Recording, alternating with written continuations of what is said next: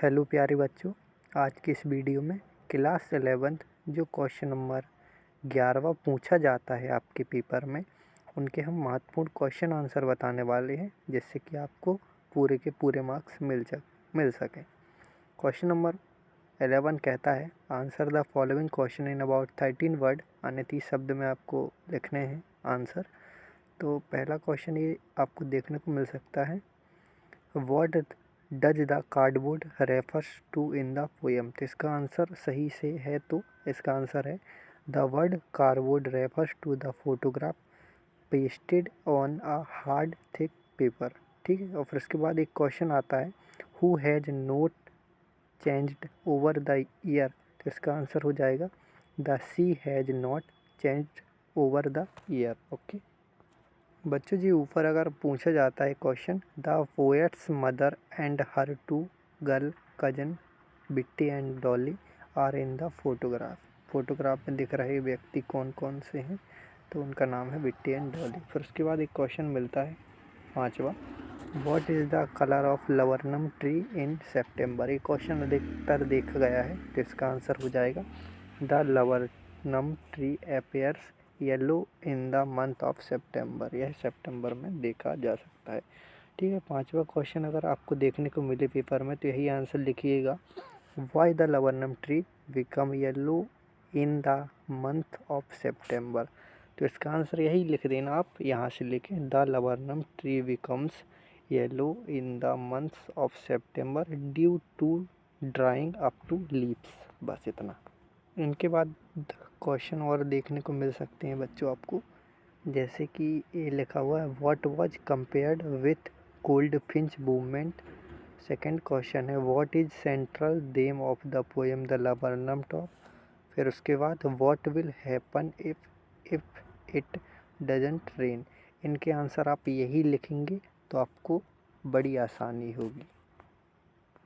तो इसका आंसर ये दिया हुआ है बच्चों। फिर उसके बाद एक क्वेश्चन आता है, how does the shower fall. इसका आंसर भी है। क्वेश्चन नंबर 10 है, what took the shape of showers in the sky. Question भी। और एक क्वेश्चन ये रहता है, what happens when the rain falls on the seeds. जो आपके टीचर ने लिखवाए हैं, अगर वो क्वेश्चन आंसर आपके याद नहीं होते हैं तभी इसका आप यूज करें बच्चों, अन्यथा नहीं करें। ठीक है, फिर उसके बाद नेक्स्ट क्वेश्चन है, what does the rain wash. तो इसका आंसर बच्चों दिया हुआ है, the rain washes away the drought and dust, है ना। अब उसके बाद next question, what makes the earth feel beautiful. तो इसका आंसर ये दिया हुआ है, और सभी क्वेश्चन यहाँ पर दिए गए हैं। इनमें से कोई भी क्वेश्चन आता है तो आप क्वेश्चन को देखें और क्या आंसर है उसको याद करके आप अपने कॉपी में लिख दें। दो क्वेश्चन और हैं बच्चों, जैसे कि यहाँ लिखा हुआ है, what does father feel like a stranger with his son. तो इसका आंसर बस आपको इतना याद रखना है, the father feels like a stranger due to lack of understanding with his son. तो इसका आंसर सिर्फ इतना है, due to lack of understanding, बाकी सेम टू सेम, राइट बच्चों। अब क्वेश्चन नंबर 13 की बात कर लेते हैं, जो कि 3 मार्क्स के 2 क्वेश्चन आते हैं और 75 शब्द में आपको इनके आंसर देने होते हैं। तो पहला ही क्वेश्चन आपको देख सकते हैं, what was the turning point in the friendship between the grandmother and the author. तो इनका आंसर आप लिखेंगे, the turning point in their friendship came when they shifted to the city. She didn't go to school with him and couldn't help in his studies।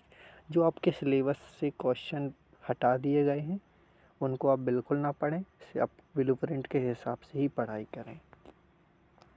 अब एक question आता है बच्चों, describe the author's grand mother. यह हर साल पूछा जाता है, तो इतना आप लिखेंगे, author's grandmother is describe as an extremely religious and kind lady. She was short, fat, the slightly bent। और उसके बाद नीचे question, explain 3 reasons why the author's grandmother was disturbed when he started going to a city school। ठीक है, और ये question अधिकतर ये देखने को मिला है, how did the grandmother celebrate the author's arrival. तो इसका आंसर मतलब इस पे लिखा है, she called some women from the neighbourhood and sang the return of the warrior with them, beating the drums loudly।